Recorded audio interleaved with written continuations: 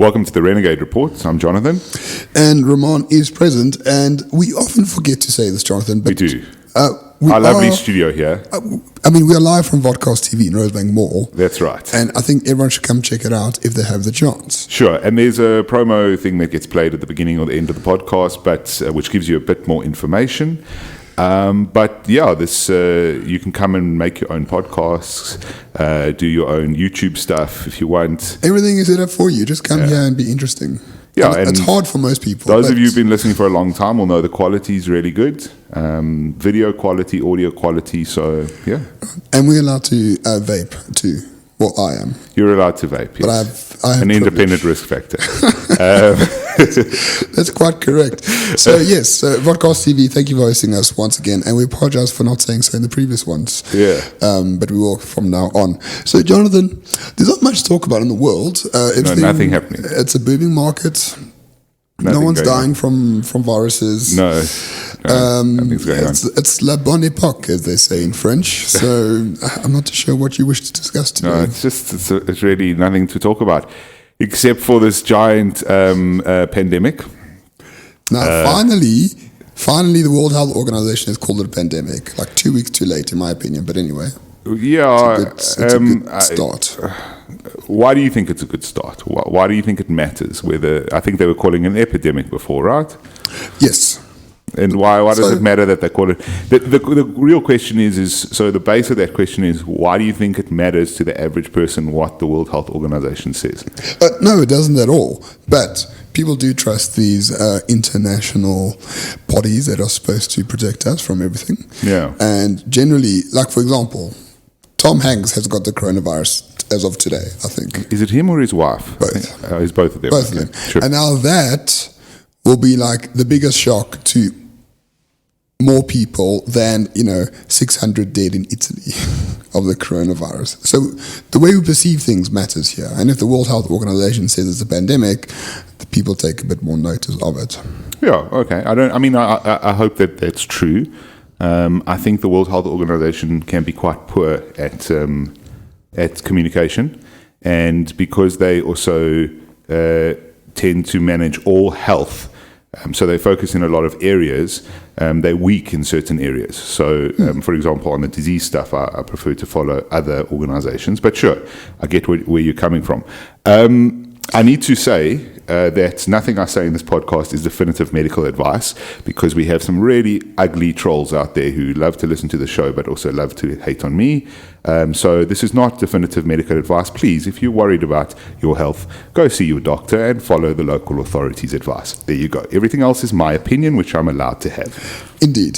So what is your foundational claims about the coronavirus? So, because here's the thing, we've been debating this for like 3 weeks on a few WhatsApp groups that we're on. Sure. And I think we talk past each other, but without really understanding each other's position. So I think let's be frank about it and let's say, what is your position on the coronavirus as it stands today?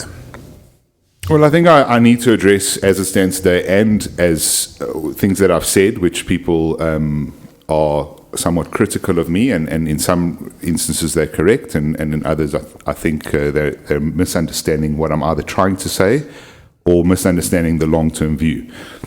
So in terms of coronavirus, and I mean this is just a point, but this is not the only coronavirus. So if you actually, in theory, it's fine, colloquially we're saying coronavirus now. In 3 years' time, you'll be an idiot to say coronavirus, because the first SARS was a coronavirus. This is actually SARS-CoV-2. That's the name of the actual virus. And COVID-19 is the name of the disease, not the name of the virus. But anyway, so it's fine. That's colloquial term is currently the coronavirus, but there's several coronaviruses. All right, so the issue around, or where I stand on the current coronavirus is quite broad, Ramon, so we're going to have a discussion, because if I sit and just talk about it, that's going to be me being very boring for 40 minutes. And people are going to just switch off. Sure. No, I'm here to challenge you. Sure. So I have views too, Jonathan. 100%. So it's a clearly relatively contagious virus. I say relatively because there are more contagious viruses. Things like rubella, for example, is more contagious. But there is the concern that it is both contagious and both has a relatively high mortality rate. Once again, relatively high in that it is not nearly as high as the other coronavirus, first SARS. It's the one that's famous at least. It is also not as deadly as MERS, and it's in terms of that mortality rate, we need to discuss that because there's a denominator error that is likely happening in terms of calculating mortality. There is also an age-related sort of grouping. So when you do the median, you are getting a high mortality rate, but if you select out groups and run the same stats on those groups, you get very different numbers. Yeah, so for younger people, it's practically zero mortality. For older people, it goes up to 6%, I believe. And then if you take in risk factors like TB, age, smoking, it goes up to sometimes 40-50%. Yeah, so, I mean, it varies. Italy's so what's happening is we have experimental pools happening everywhere in the world. So normally you're not allowed to infect people and like see what happens, right, with a disease.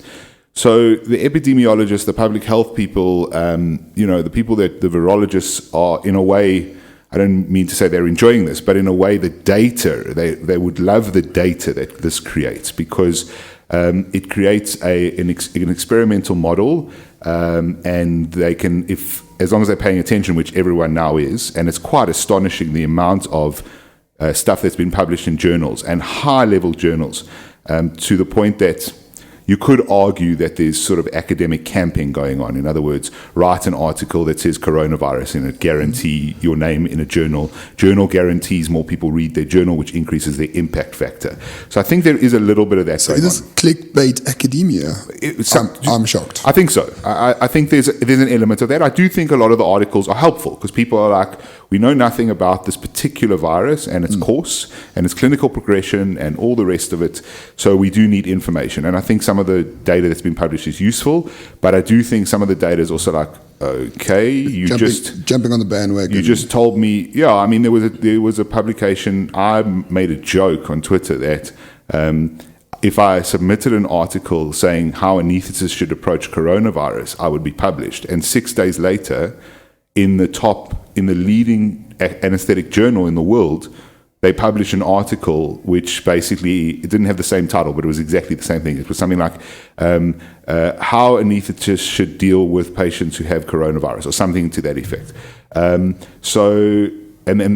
And what they said in that wasn't particularly interesting. It's what you could have written a month earlier about the approach to any sort of infectious disease, right. upper respiratory tract, lower respiratory tract infection, etc.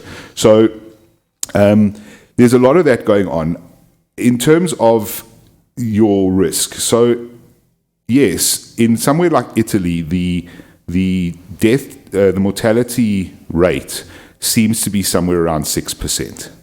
The problem that we have that's happening is like the guy who goes on Joe Rogan. He takes the death toll in Italy and says it's 6%. And then he goes on Rogan and he takes a number that someone worked out based on exponential growth, which viruses follow only in the beginning of the outbreak.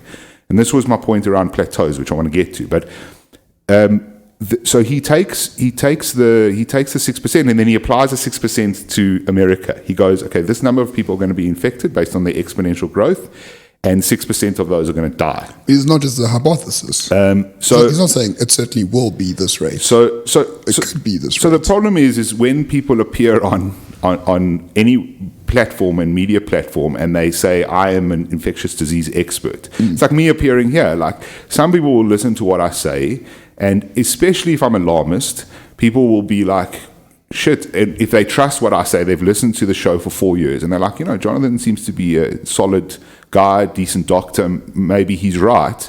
So I need to be careful with what I'm saying. So the thing is that I don't think that was a responsible thing to do when South Korea has a rate that is below 1%, and in fact, mortality rate. Yes. If you take the Italian statistics, so what happened in Italy is that COVID-19 became prevalent in an elderly population. So the town, the city, whatever it is, where this started, where it really got out of control, is a place that is almost like a retirement village. I don't know what you would in South Africa, the something maybe Hermanus or something. Sure, or something on the Garden Route, or perhaps Margate, or I don't know, one of those. Well, imagine right? Sedgefield having coronavirus. There you go. So the problem you have there is you have a particularly elderly population. By definition, as you get older, your lung capacity reduces, so you have what's called a decreased reserve. And so if you get hit with anything, you're in a little bit more trouble, or a lot more trouble, than a young person. This is why I can get swine flu, for example, which in 2009 was actually quite a big pandemic. People want to go read up on that. But in 2009, swine flu was quite a big pandemic, and a lot of younger people were generally okay. There were some deaths as well, but the elderly really tend to battle. And then, yes, all those people who have asthma, who have concomitant TB, or have had TB and have lung damage as a result of that. People who smoke a lot, so their lungs are damaged on an ongoing basis. Those are all... Just interrupt. Yeah. In China, well, the same guy on Rogan said in China, the predominant people who died were 65-year-old men, because they just tend to smoke a whole lot more than women. So out of the population group, old men died to a far greater degree than anyone else. And interestingly, China is very far behind sort of smoking cessation in terms of the rest of the world. So, 60s, 50s, 60s, United States, Europe, every single car had 2 ashtrays in the car, cigarette lighters front and back. You had every movie star smoking. Movies, they all smoked in the movies, just as it was a thing you just did, as like you drink coffee, you smoke. It was pretty cool. Come on. Yeah, some characters were very cool in terms of their smoking, 100%, and it was sold as a cool thing as well. All the ads, I miss those ads. They were, the Peter Stuyvesant ads were amazing. In New York on the hammock, in the catamaran, come on. Yeah, so the thing is China lags far behind. So China has a population that really does smoke a hell of a lot in comparison to everywhere with the West. That was an individual threat. What's interesting about Italy, just to get back to that, is that the SARS-CoV-2 hit that particular place where there are a lot of elderly people. The last statistics I looked at, which were about a day ago, were showing that around 90% of their deaths were in people over the age of 70, right? And if you were under the age of 50, the mortality rate was 1%. And that 1% is probably accounted for by people under the age of 50 who do have other diseases, and that is what places them at risk. Sure. I think also important to say at this point, I'm not saying it's okay if the old die. I'm not at all saying that, because people are like, well, yeah, okay, fine. If it's a disease of the elderly, which I think it is ultimately going to be when we look back at the data, it's not okay that those people die. No one's saying it's okay. Bernie Sanders supporters are, because the older Democrats are voting for Biden. Well, and the old and boomers vote for Trump. So from a political perspective, if this were to wipe out, if it were to be as bad as some people think it will be in the US, for example, it will mostly wipe out an elderly population, which means what you will end up having is a change in the voting demographic. Well, just for now. People change over time. The older you get, the more conservative anyway. Sure. But I'm saying if it's, as some are predicting, what was those statistics which have been debunked, by the way, before I say them, these have been debunked, but 4.6 million, I think it is, admissions to ICU in the United States. If you take 4 million people out of the voting pool, that could be a significant change in especially in some states. Yeah. Trump won by 77,000 votes across 3 states in 2016. That's right. So yeah. So here's the thing. So and I know. Well, I do know because I know. I a big fan of Taleb. You have your disagreements. Taleb, Joe Norman, and another chap which I can't remember. But the guy who's a Epsilon Theory, Ben Hunt. He's an investor. And there's another chap, an Indian chap, which I forgot. He's also an investor. He's a venture capitalist, but he does biotech and that kind of stuff. So these people look at probabilities, risks. It's more mathematical complexity than medical. And Taleb, and those three individuals, Taleb, Joe Norman, and the other chap, wrote a piece of a paper on the 20th of January this year about the precautionary principle with pandemics. And they made a point that the world's very interconnected now. People can travel as much as they want to. Trade is very important because you actually sort of centralize manufacturing in one area of the world. So if that gets screwed up, all of us will not be able to trade or not be able to get our goods across. So the good thing to do is to self-isolate, to prevent people from meeting each other. Do it now, voluntarily while you can, before it becomes too late and the state has to actually impose those sort of things on you. And that's exactly what happened in Italy now. In Italy, all retail is closed, all sports games are closed, all gatherings are not allowed. The only things that are open are pharmacies and greengrocers.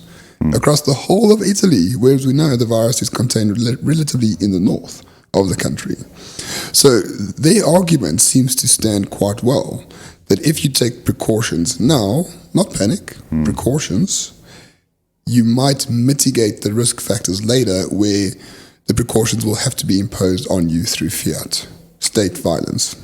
Perhaps. And I suppose the hypothesis holds true for something like Italy, although it's not state violence because the state has said, we want you to do this, which is by force, because if you don't follow it, they will enforce it. If violence is a problem, coercion. But sure, but I do think that people at the same time have gone, okay, we agree. Like, there doesn't seem to, there aren't protests in the street about a free movement in Italy currently.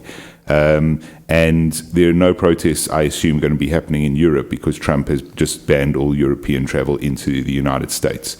The reality is that this is certainly something where governments form. You can try and have intellectual people reading thought experiments by Nassim Taleb and others, but this is something where people do look to government for advice because government usually aggregates the best medical advice and is able to get all that information into a central point. The CDC being the best example of this, which is really where the US administration, and frankly, it's where all US administrations have got their stuff from. So this has nothing to do with Donald Trump. Well, he did try to cut their funding. No, he didn't. He increased their funding. Now, recently. No. Last year, that's fake news. I'm going to challenge you on that. So he did actually, he increased funding to the CDC. There was a specific area where he was trying to reduce funding, but overall funding increased.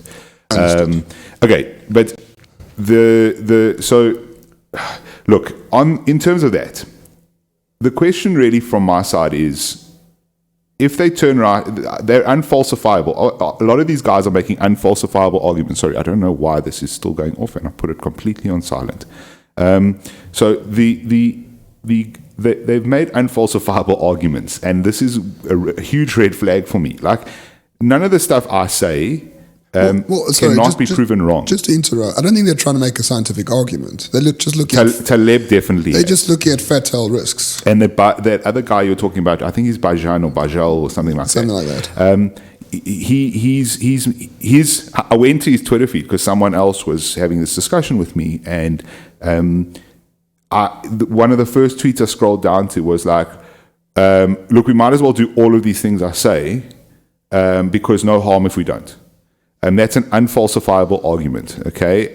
And he's trying to make, and he's wrong. Right. I'll tell you why now. But hold on, let me get back to what they said. So in January, to sort of publish something like, okay, well, we're worried about this as a pandemic, so we must shut everything down. Italy is going to be shut down until the beginning of April. The total shutdown time is 20 days or something like that, 25 days. All right? If they had shut down when these oaks said they would, the total shutdown time would have been far longer, all right? Or perhaps they wouldn't have shut down this time around because they would have contained it. They would have contained it back then. Perhaps. The question really is we've had outbreaks before of diseases. We had Ebola, and we've had Ebola several times. Marburg virus several times. We've had SARS, the original SARS 2002. We've had swine flu. We've had MERS. none of these, they are relatively, well, they're dangerous, most of them, very dangerous in the case of things like Ebola and Marburg and MERS, but we haven't shut anything down. So the thing is that, like, if you apply their argument to the 10 other times this has happened in the past 3 decades, they're right once, maybe. Maybe they're right once, because in Italy they're correct. So the question is... South Korea, they're correct. South Korea banned schools until April. Yeah, I think that's an error, in my opinion. I think so I have interesting ideas which lots of people would disagree with. Their rates have fallen though, since taking out. So but we must talk about how we ultimately overcome this virus, because this becomes a part of the group of viruses that humans have to deal with going forward. This is not going to go away. And so the problem with isolating everyone and going, cool, this will go away, especially when the outbreak, so the R number, the R0 number, when the R0 number on outbreaks, the R0 number can change, by the way. So just define R0, please. So it's the number of people that you will infect, or likely infect. Right. If you are one patient with the particular virus, right? And for corona, I think it's 3. So it's between 2 and 3. Right. And which is not the highest. It's not particularly the highest, but the concern then becomes the mortality, right? So there are strains of influenza which are higher. Things like I spoke about earlier, like rubella, Epstein-Barr virus is higher. If I'm not mistaken, I do stand to correction on that particular one. But the point is, if I have corona currently, it's yourself and it's our sound engineer in the studio, then both of you are likely to get it from me, or in the group of people I come across. At least 2 to 3 people will end up with it. Right. Okay. The thing is that is applied now in the outbreak. It's 2 to 3, and over time, as viruses sort of stabilize in the sort of target population, the R number can change. So in outbreaks, they tend to be higher. Sure. All right. So. And there's a lot of reasons and immunology and sort of medical stuff behind this. My concern is a place like Italy shuts down. Great. Then they reopen. This coronavirus isn't going anywhere. SARS-CoV-2 is not going anywhere. It's still going to be around. Okay. It may not be so much around now in the summer in Europe, because it does seem like temperature reduces the particular virility of this virus. But that also seems to be a little bit... Well, people are not really sure. Sure, there's plenty we don't know. Yeah. Plenty But I think the point of the shutdown is to contain the spread, firstly. I'm talking as an amateur, please. Yeah. To contain the spread. Sure. And then once you contain the spread, you can sort of isolate those that are ill, and you can... whatever, quarantine them or treat them. The shutdown is an admission of a failure of public health. Okay. Well, I think that is, that is the fundamental reason for Taleb's article. So hold on. We are not equipped to deal with these sort of pandemics. There are places. So he's wrong though in some places. So America doesn't have a shutdown because America has a system such that what they would be doing is they'd be going, right, you have coronavirus. We are going to trace every single one of your contacts. We have the resources to do that. Then we're going to quarantine all of those contacts and follow up with those contacts, right? And those contacts are going to have contacts, and we're going to do the same thing. If you have the resources to do that, you do not need to shut down because you know your affected population. There is a point at which that becomes overwhelming, sure, or can become overwhelming. So we'll see. Maybe that will happen in places like the United States, in places like Canada, in places like the United Kingdom. The United Kingdom also seems to have been on top of it so far. Hell, the health minister has the bloody coronavirus. Sure, but the number of cases they have is relatively small. If you take the per capita effect of the virus this far, it is incredibly small. So we will see if it gets out of hand. Italy decided that they were not able to go and quarantine the individuals. Sure, right? That's why they locked down. So they locked it down. Here's the thing, Jonathan. What if it does reach that massive potential where it is truly devastating? Shouldn't we guard against that? Yeah, but there's before. Okay, so the question. So this else. is the point about Italy. They shut it down for a month, and then November, coronavirus comes back to Italy, and they shut it down. And because they shut it down, it actually turned out that only 10,000 people in their population actually got exposed to coronavirus in the end, right? So now they've still got their several millions of people who've never been exposed to this thing. It's just going to come back and do the exact same thing again, right? What do we know about the coronavirus? We know that it doesn't seem to kill children at all. There have been no child mortalities, as far as I know, under the age of 9. Guys, please, I need people when they listen to this to understand I'm not being flippant. Like, I deal with death all the time. So, and we're looking at this from like bird's eye view of the whole earth. And if you look at the video, there's no computers in front of us. This is all just pure memory. So if it's like a little bit off, I apologize. But what I'm saying is when I talk about a death and I make as if like that's not a big deal, I don't mean it's not a big deal. If you're my individual patient, I care very much for your livelihood. But the point I'm making is we have to look at things in context, all right? And so the thing is, we know no kids die of this. We know that if you're under the age of 50, your chances are very, very slim. If you're under the age of 30, your chances are almost nil of dying unless you have like severe asthma maybe or something like that. Where do we need to get to as a human population on the planet? We probably need to get to the point where the majority of people have had this coronavirus. Remember that 80% of cases, 80%, that is insane for a virus that is causing this much havoc, okay? Most viruses that cause this much problem, swine flu was not an 80% of people have a mild case. If you got swine flu, you freaking knew about it. I've had swine flu. It was horrible. I felt like I was dying. But in the case of this coronavirus, you have a situation when you get COVID-19, 80% of people get a very mild case where they get they get a fever. That's usually the most common symptom. Which is most people, by the way. They may. If I understand correctly, most people get the mild version. It's in the region of, so 80% get the mild version, right? And when I say mild, it can be as mild as you may not even realize. You might feel a little bit for the day, and that's your fever, because not everyone takes their temperature all the time. You might get a cough, but that's only around, I stand on correction on this, but 50 to 60% get a dry cough. So 40% won't. And so there are a lot of people who may get it or may have had it who don't even know, which is part of the denominator number I spoke about. But that's also a part to understand about how to potentially deal with this. So the argument to someone like, if I was doing a thought experiment and I was going to argue against Taleb and those guys, I would say, what should we do? We should keep anyone above the age of 50 quarantined, right?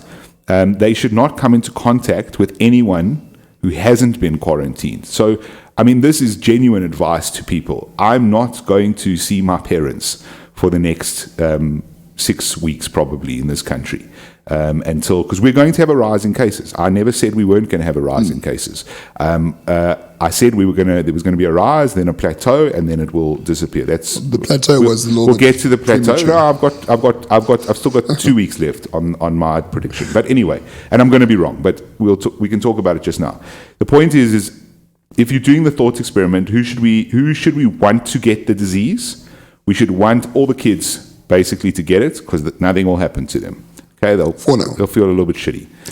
Do viruses evolve? Yeah, they do. So they can become more deadly for kids, for example. Because how can, for example, the chap on Joe Rogan said the Spanish flu hit young people far more than older people at that time in 1918. But subsequent viruses have hit the older people much more. This is the point around what I'm getting to, which is immunity. So we vaccinate, and the reason we vaccinate is because if you can get to what's called herd immunity, the disease disappears. So let's take measles as an example. If we vaccinate everyone against measles, above 90% of the population, measles disappears. Not everyone has to be vaccinated, just above 90% is the number they target.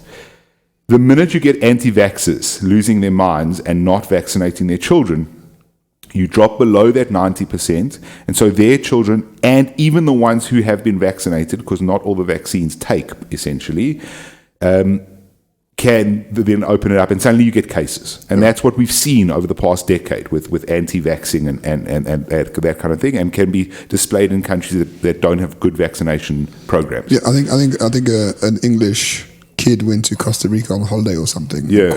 And Samoa, just recently, there was a massive outbreak of some virus that is easily vaccinable, if that's even a word. This is how we got on top of polio.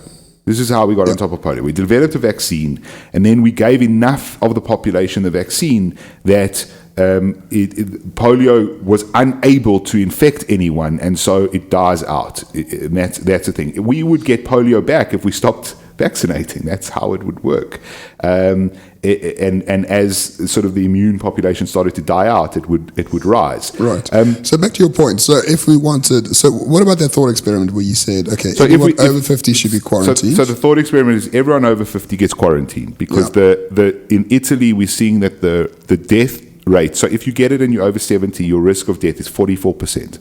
So not 6%, which is 44%. Which is very high. It's very high, and over 70 is not, in a social context, is not old anymore. No. Okay? In a medical context, it is elderly, but in a social context, it's not. So when we think about 70-year-olds, we go, 70-year-olds, 70-year-olds walking around the shops, having a good time. It's no big deal. President of the United States is 70, 73. So 70 is not old anymore. We quarantine the above 50s. The below 50s, we don't quarantine. And we except for the people who have comorbid issues, those people should be quarantined as well. But the majority of that population is well. And we should not be quarantining them. We should be turning around and going, cool, you're going to get a mild illness. Those of you who do get a more severe form of the illness, well, we're going to have plenty of resources for you. And in the thought experiment, you would have a very, very low mortality. So somewhere in the region of where flu is. So if you now isolate this population alone, the younger population, the mortality rate actually drops to either within the same range as seasonal flu, influenza, or lower. What is the range for seasonal flu? It's 0.16, 0.14, 0.16, somewhere around there as mortality, a potential mortality. So is that a rate. better option? Your thought experiment is obviously a better option than a total shutdown. But I assume government resources is not about, especially in democratic states, and that's a problem, and I put this in air quotes, with democratic states. You can't really force people based on something like age. The forcing thing is an an interesting point, because China forced people to quarantine, and they had quite a high mortality rate. I think in the end, well, if you look at South Korea, China, very similar population groups, and certainly in the way people live in high rises and things like that.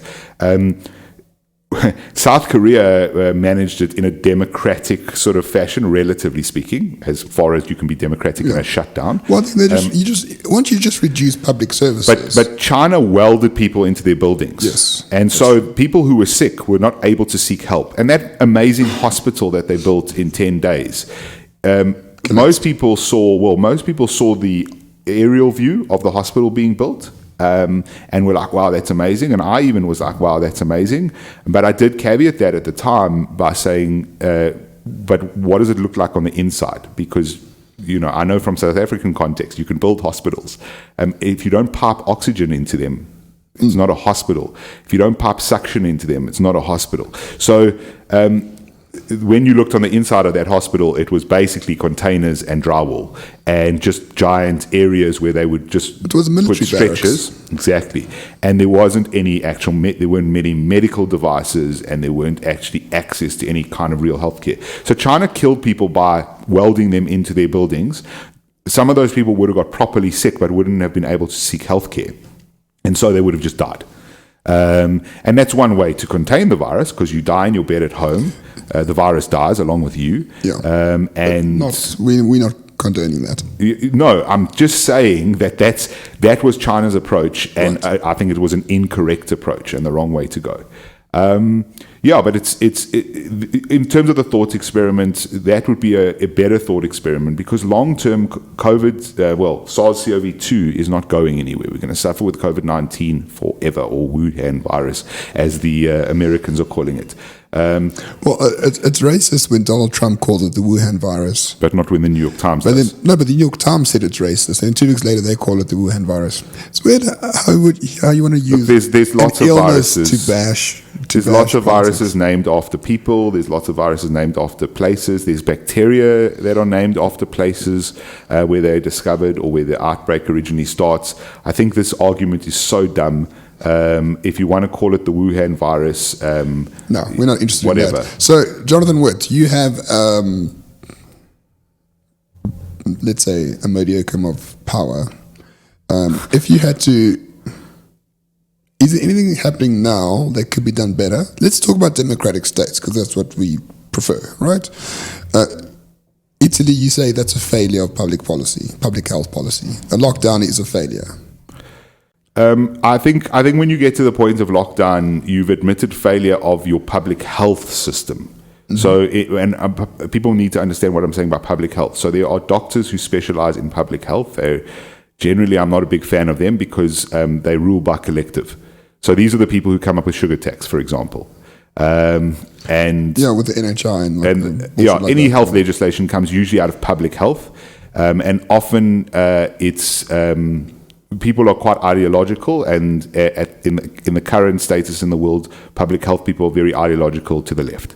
Right. So, but that said, instead of focusing on silly things like sugar tax, public health is meant to focus on this exact stuff. Right. But so would you, if you were, you're a doctor in South Africa, which you are, right now, should the government be stockpiling masks? Should it be stockpiling hand sanitizer? Maybe not for COVID-19 as it is now. Let's just bring it back to South Africa now. These sort of things will happen. It's happening right now and will happen in the future. And it seems to me governments are just not ready.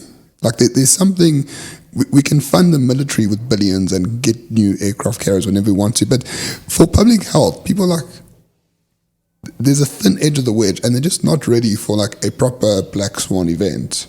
Not that this is a black swan event, but you know what I'm saying. Yeah, so I don't think this is a black swan event. I also think it's where Nassim gave his ignorance on this away, because swine flu would have been a black swan event. So there's multiple black swans, except there can't be multiple black swans. Well, he didn't say this was a black swan event, but anyway. Unfalsifiable. Nothing Nassim has said on this could possibly ever turn out to be wrong, because if he is wrong, then something else he said makes him right. Anyway, so I do think that our government is dealing with this quite well, to be honest. Kudos. Me too. So now people will take that out of context. But I do think they are dealing with this quite well. We have the NRCD. We have some of the best specialists in this area in the world. They are exceptional specialists. Just off the top of my head, Lucille Bloomberg, professor at NRCD, very well known. Adriana Duzay, another guy who's also professor and very well known. I forget the guy from Pretoria, also, and a couple of other ladies. Cohen is her surname. I forget her first name. We have a very exceptional group of people working in this area, specifically in communicable diseases, because South Africa has a problem with communicable diseases. We've got HIV, we've got TB, these are real things we deal with all the time. And I do think they've been quite good at dealing with it. Does that mean we're not going to go from 13 cases to several thousands? No, it doesn't mean that. Does that mean that they'll always be on top of it? No, because there's a point at which every system breaks. Sure. The question about, we spend money on aircraft carriers or whatever we spend money on, in this country are submarines and we spend money on, and people's houses in Nkandla, and could we rather just spend it? Yeah, but healthcare spending is how long is a piece of string, right? So in the worst case scenario, if you listen to some of the guys, the people who moved from being Iranian foreign policy experts in January and became virology experts February, March, these people are talking about numbers that you would never be able to plan for. So that 4.8 million or 4.6 million patients admitted to the ICU in the United States, there aren't enough ventilators probably on Earth, as in invented by man, like built, to ventilate that number of patients simultaneously. So there is a level at which the system, any system you create, will break. No, there's always trade-offs. And so the real question around the shutdown for me and all of this, the panic, and this was the thing I was trying to avoid, not reality about the disease. The logic around whether you panic or how you prepare. We'll get to the government preparation and South African preparation now. It was about don't panic, because could we look back on this in a couple of years' time? And I think probably 6 months, 6 to 8 months, depending. I mean, some places are lagging. We'll get to the plateau as well. Some places are lagging, but 6 to 8 months, 2 years, whatever. Definitely 2-3 years. We look back on this. It's definitely in the past. And do we look back and go, cool, COVID-19 ended up taking the lives of 50,000 people. In the panic created by Twitter experts, people who don't know medicine but do know other things very well, like engineering or thoughts, philosophy, or whatever it is. Complexity. No, but I have a huge respect for engineers. They understand systems incredibly. In reacting, and we chose to go a certain way. In reacting to those people, did we actually cause more harm? I think that harm is very hard to calculate. So we can easily calculate a death because it's the end of someone's life directly related to disease. If you collapse the economy, I think the American economy, that market collapse is completely overstated. And if you start doing things like that and you start quarantining people, perhaps in some cases unnecessarily or for too long or whatever it happens to be, and you cause shutdowns of small businesses, if you cause a recession, for example, the suffering and the potential deaths are far higher than 50,000 people in a country like the United States. But can those be better calculated than the extent of the severity of the virus? No, but it is something because it's very difficult. Yeah, I think it would be very difficult to calculate that a guy's small business closes, he suffers with depression and then commits suicide. But we can understand the risks of, say, shutting down things. We can sort of understand and try and measure that. We have incomplete evidence about the severity of the virus. So if we we don't have anything incomplete now. We know that it's a disease that seems to really, from a morbidity mortality perspective, it is the elderly and at-risk people. That is it. There's nothing that we do know now. It's very clear. But just for now, or can we? Oh, you were asking about mutation. Can we trace that? Yeah. So I can't see the mutation being. So there is already a mutation, and it's a virus, so it does mutate. But which makes vaccinating a little bit difficult as well. Everyone's like, a vaccine's coming in the next month. It's not. But there's no evidence, and it doesn't seem to be. You can never say never, but I would find it very unlikely that the virus mutates to the point that it suddenly starts affecting everyone and just killing everyone. And if that does happen, then we do have a very real problem. But the data we have currently, that we have to react on the data we have. Yes, it could. It's a what if, right? And there is a what if for a virus that comes along, which may very well happen at some point in the future. This is Taleb's argument, that at some point we're going to get one of these that is as deadly as Ebola. So, did he have Spanish flu, right? Millions of people die. Well, let's use Ebola better, because Spanish flu's. Now it won't be serious, but the consequences of Spanish flu. I'm not talking millions. I'm talking billions. Because if the entire world, if Ebola became airborne with an incubation period, and let's make it clear, SARS-CoV-2 is not technically airborne; it's droplet spread. But if it became airborne, so you sat on a plane, it went into the plane's air conditioning systems and came back out on everyone. So one person gets on a plane and everyone gets Ebola. And Ebola, best case scenario, has a 50% survival rate, best case scenario. I think the Americans might have got it down to 30%, but let's use 50 as an example.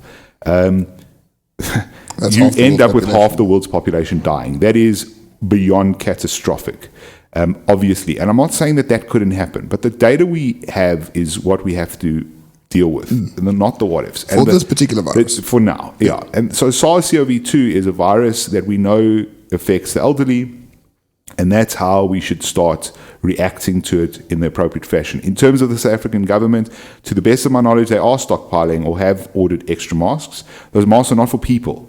No, they're for people like you. They're for the doctors, the healthcare professionals who are going to be dealing with this. In terms of alcohol sanitizers, I mean, guys, you can go to your local pharmacy and buy the pharmacy out of that shit all you like. You used to until last week, but they were all gone. Haven't you been out in the public? I haven't bought any Have you of that been stuff. self-quarantining? I've been at work. Telling everyone else, no, it's fine, it's safe, it's plateauing, but I'm actually staying at home for 3 weeks. No, dude, I'm on the front lines. But the point is that if people just follow the standard precautions, the one sort of thing that's gone viral on social media is flattening that curve, and I do think that is actually a fair comment. So, in other words, if you can slow the spread, then you flatten the curve. So then what happens is your health resource, you accept that coronavirus ain't going anywhere, but you also accept that you don't want 3,000 people to present with it all at once. You want those 3,000 people to present with it over 2 to 3 weeks. Sure. Okay, and if you do that, that is the right way to go. So the advice that's been given by like the NICD and the CDC, wash your hands with normal soap, folks. You can buy a bar of Dove and wash your hands with soap. That kills the virus because it's But for at least 30 seconds or 20 seconds. 20 to 30 minimum, seconds. Yeah. Not just like 5 seconds bullshit, like proper scrub, bro. It's not proper scrub. It's just wash your hands on both sides between your fingers and around your thumbs, and 20 to 30 seconds. Not that long a time. People saying sing happy birthday twice, but depends how fast you sing happy birthday, I suppose. So that's good advice.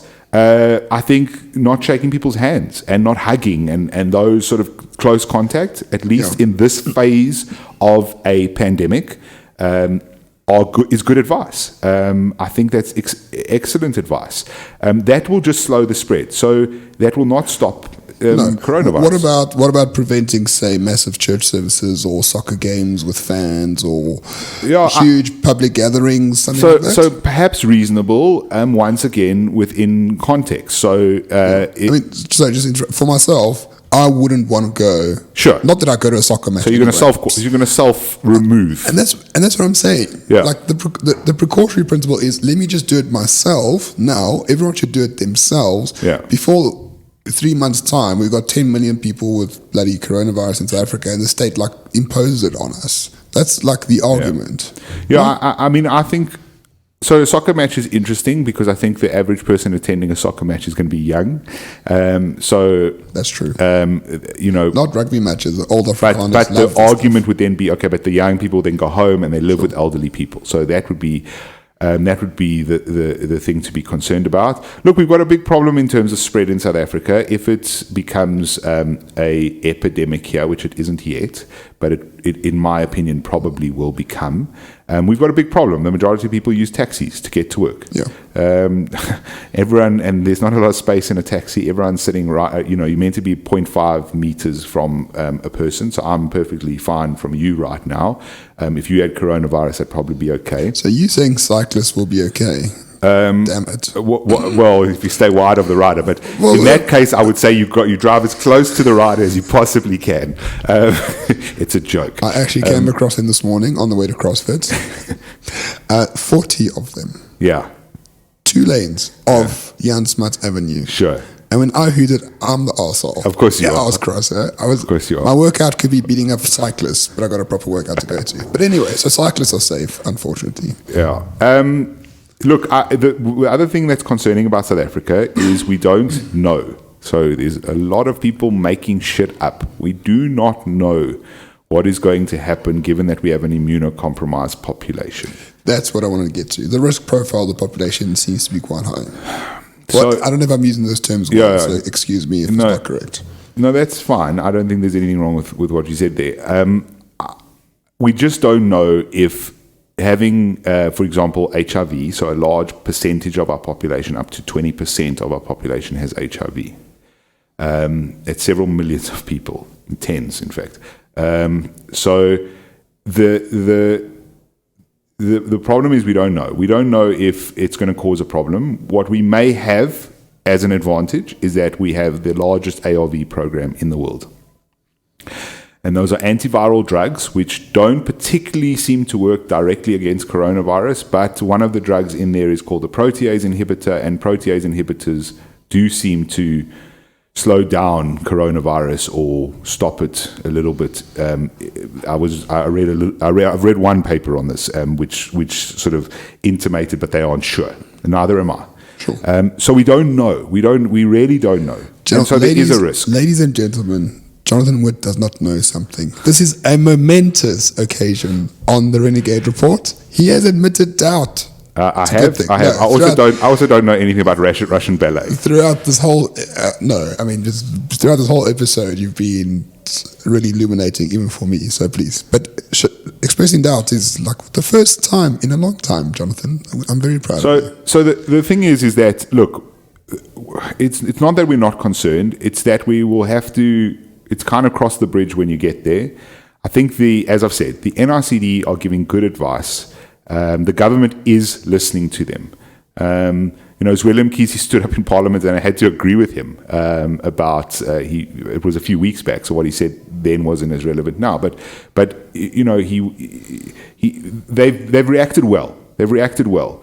Is there a chance that we get tens of thousands, hundreds of thousands of infected cases, which then progress to severe disease? So in other words, the 80-20 split doesn't happen in South Africa because of that immunocompromise. So remember, the 80-20 split is actually fine in most populations, because if you get the 80-20 split, and then you can take those 20% and you can give them the necessary care. So you're talking about 80 mild, 20 severe. More than mild, yeah. Right, more than mild. So more than mild could mean I just need a couple of days in bed. I'm down. Or it could mean I need a ventilator in an ICU. Right, because then you can allocate resources to the 20%, right? Absolutely. Instead of trying to allocate it equally. And if you've been smart about isolating people, about hand washing, about contact, about making sure that your at-risk populations are safer. So in nursing homes, for example, people who look after the things, I think it wouldn't be unreasonable that they wear masks, perhaps, right. To, if they've got it, not spread it to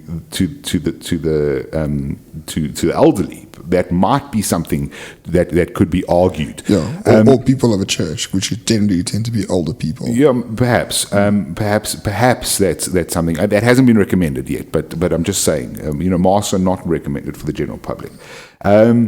It's just if we move away from that 80-20 and we end up getting a lot more severe cases or a lot more, it's not the moderate, it's the severe cases. It could be 60-40 perhaps, or 70-30. Well, within that 20, you then get a breakdown of what's sort of moderate, what requires hospitalization, and then in that a subcategory of what requires ICU.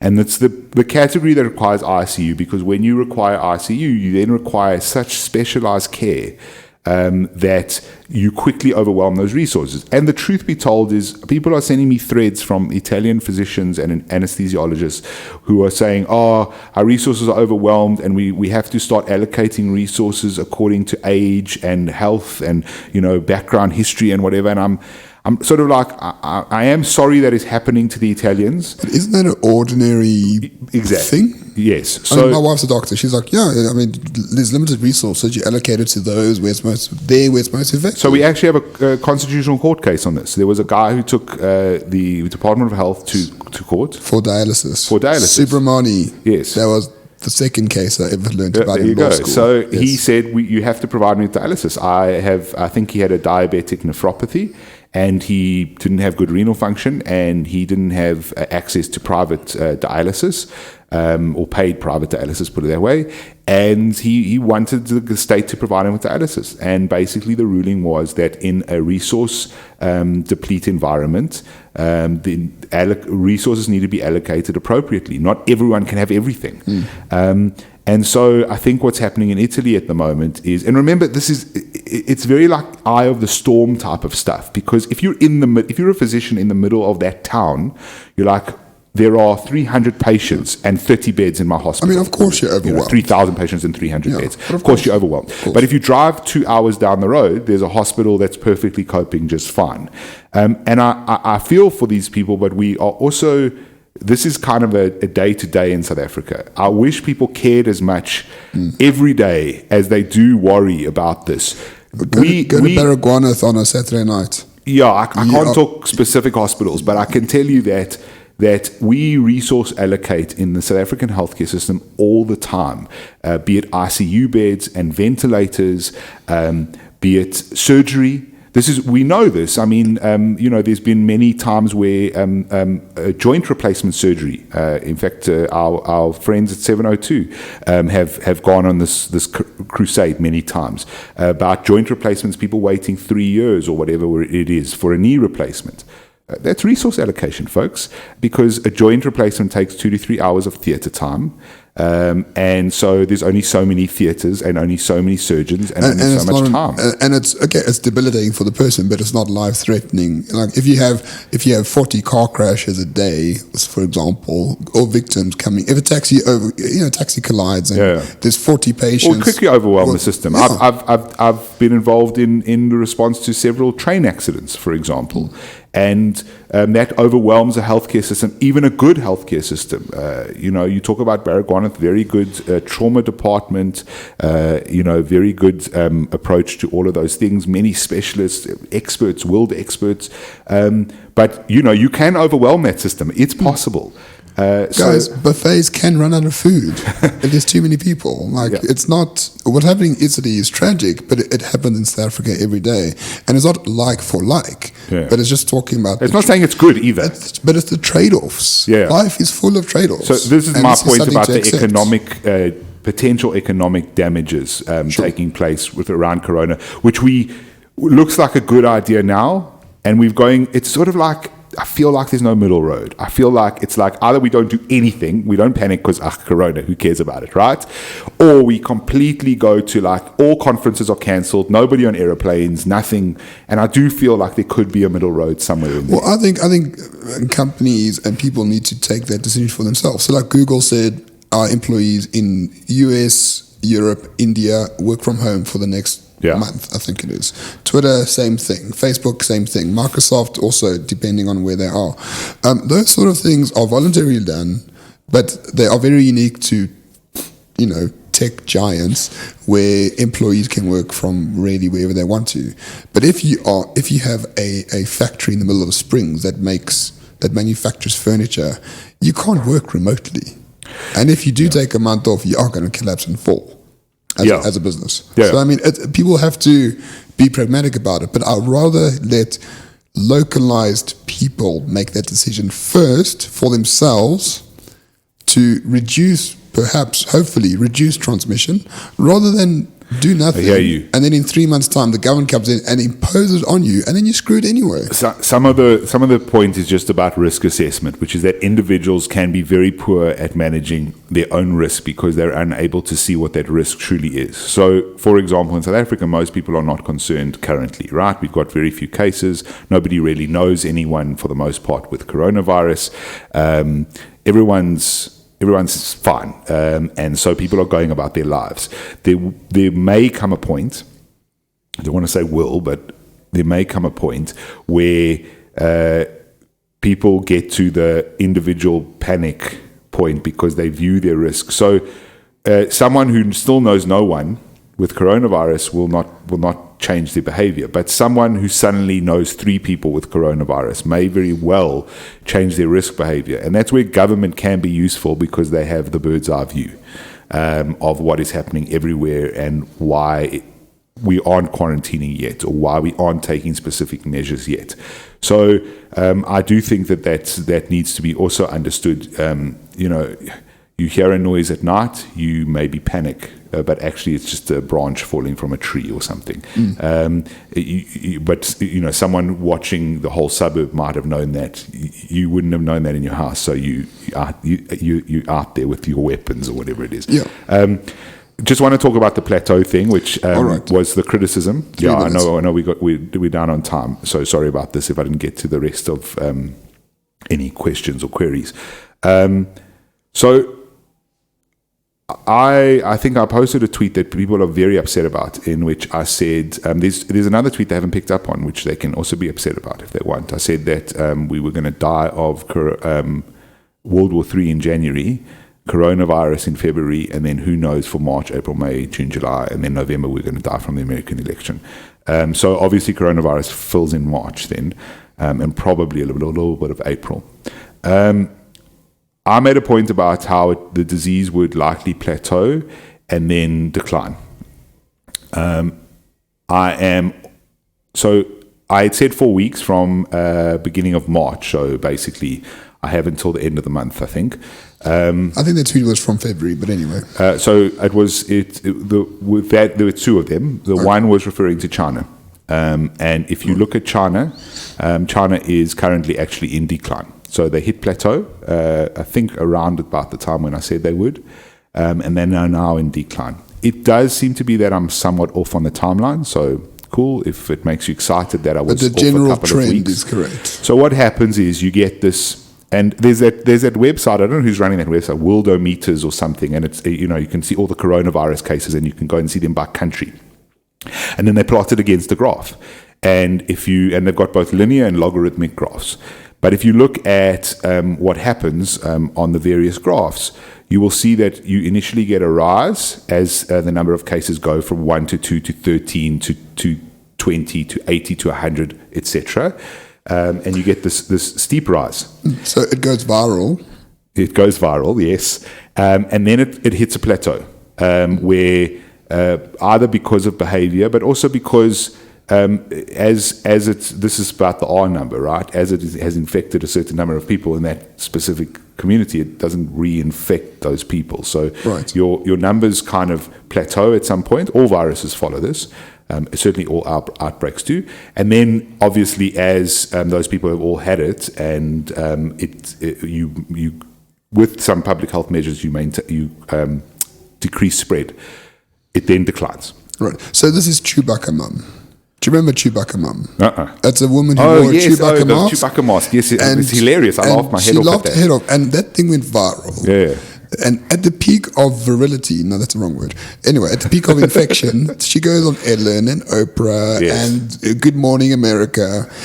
And then, like 3 weeks later, it just nobody knows interest who she is. In that just decreases. Sure. And that is a normal social media viral trend or graph. So the term viral is actually quite useful here, because are you saying most viruses tend to do that? So I can just tell you my ICU experience. My ICU experience is that 1 minute. Yeah, my ICU experience is that swine flu was a big deal, and everyone was a little bit like on edge about it. And then swine flu basically disappeared because the outbreaks ended in 2009. But then what subsequently happened was patients would be admitted to the ICU with a pneumonia, and we'd test them for all the stuff, and we wouldn't quite know what was potting, bacterial stuff usually, because that's more common. And we'd go, oh, okay, maybe it's viral, and then we'd do a viral swab. And in the viral testing, we test for a litany of viruses. And so, there are people who have died in the last decade since the outbreak, after the outbreak, and they died of a viral pneumonia. What was the cause of the viral pneumonia? Swine flu. And so I feel like SARS-CoV-2, Corona or COVID-19 is ultimately going to just become one of those things. I understand we're in the panic. I don't want people to panic, but I understand we're in the sort of very acute phase of it. But ultimately, we're going to get the steep rise in pretty much every country. As it becomes exposed completely as a new thing to the population, it's going to plateau. As I said, timeline, I'm a bit wrong on that. It's not quite 4 weeks. It looks to be 6 to 8. And then it's going to drop. Yeah, but importantly, the plateau is influenced by the decisions you and I make. somewhat minimizing our risks or attempting to do that. It's somewhat, but it's also influenced by the fact that if a number of the population get it, then even if we did nothing, it would plateau. It just may plateau later for longer. Right. Like that's the difference. So South Korea's plateau is quite short because of the measures they've taken. All right. And last thing to say is, I think the numbers we have of the people who've been infected with coronavirus are much lower than they actually are. So I think far more people have had it, but far less. So the numbers of deaths and all that are correct because we're watching deaths. But because you have a disease that's 80% mild, there is a very good chance that instead of saying, instead of like 10,000 people in one place having had it, it's probably higher than 10,000. Oh, sure. Significantly higher than 10,000. Which changes your denominator, so it changes the mortality rate because it's deaths over number of people who've had it. Yeah. And if number of people who've had it is far greater than we actually know, then mortality rate lowers. The mortality rate lowers. That makes sense. All right. So this happened with swine flu, by the way. This exact thing. We thought of a couple of million people had it, and we discovered that we were way off. We thought it was a couple of 100 million that had it. It was in the billion. It was up to 1.4 billion. Oh shit! Up to one. Okay. Okay. And we only did that afterwards when they looked at it. I know we need to stop the podcast. So yeah. Well, this has been very useful. It feels like I've been interviewing you. So no, I don't think we disagree on much. This has been useful, Jonathan. Thank you. So just wash your hands, you dirty pigs, and just don't go like to a bloody mosh pit, please. And have some self-respect, firstly, and number two, like you won't get coronavirus that way. And you may get coronavirus, and just take it easy. And I would say concern about the elderly is valid. Absolutely. I think that's valid, and I think they should take extra precautions. Yeah, but closing schools not really valid because kids don't seem to be infected for now. Yeah, the teachers may be the risk, and their parents or their grandparents. So that, if coming from that side of the argument, it's a fair argument. But just take precautions. Yeah. And listen to the authorities, because so far we have clever authorities actually in this particular instance. Yeah. There's a little part of me that wants the coronavirus to continue for about 10 years, so they spend all the resources on that and not on the NHI. They have only 5 million rand for the NHI. That's all Treasury gave them. So, but we can talk about it another time. All right. Well, I hope those watching and listening have found this very useful. Jonathan, this feels like an interview, which is the first time on the show. Thanks for having me, Ramon. You can find him at Jonathan _Wit on Twitter, myself at Roman Kavanagh. Subscribe to us, wherever you find us on YouTube, iTunes, podcast. Oh, can I ask one thing? If people can please, whatever platform you're using, please leave a review, a rating. It does help us. What it does is it bumps us in the algorithm, and because we've already got tens of thousands of listeners, but unfortunately those are already people we've got, so it doesn't bump unless there's new ratings and new people. Yeah, we've plateaued. We need more Renegade Report infections, and you can do that for us. Become infected with the Renegade Report. And that has been the Corona Report of the Renegade Report. Thank you so much to Vodcast TV once again for hosting us. Links to everything is in the description below. We'll see you next time.